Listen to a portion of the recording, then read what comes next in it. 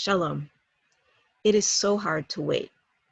It's so hard to wait, especially when the stakes feel so high. So many of us these last few days have been glued to the news, anxiously following the results of the elections, anxiously anticipating the fate of our nation. And we can respond to this waiting period in a number of different ways. Some might respond with fear or dread in this period. Some might respond with stoic resolve. And some might simply stop believing.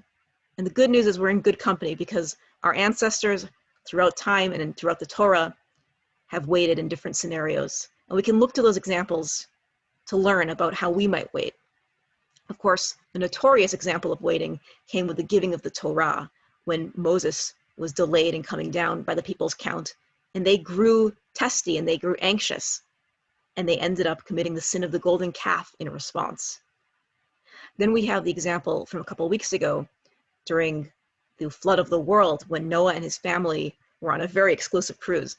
And you can only imagine their lingering concerns, but they approached it with a kind of mute stoicism, circling the world in their ark until they saw land. And finally, in this week's Torah portion in Vayera, we have the classic example of waiting. Sarah and Abraham have been waiting so long for that very much desired child, but they had actually given up. They thought they were too old. So much so that even when the angels had announced that they would have a child in the coming year, Abraham and Sarah both responded in disbelief, laughing. And in one verse, in chapter 18, verse 12, Sarah actually says, "How is it possible that I'll have a child? And also my husband's so old." But God, being very wise, in the next verse, relates this message to Abraham by carefully editing what Sarah said. Instead of saying, "and my husband's so old," God reports this to Abraham by saying, "and I'm so old." And Sarah was saying this with love. She wasn't saying this as a knock against Abraham.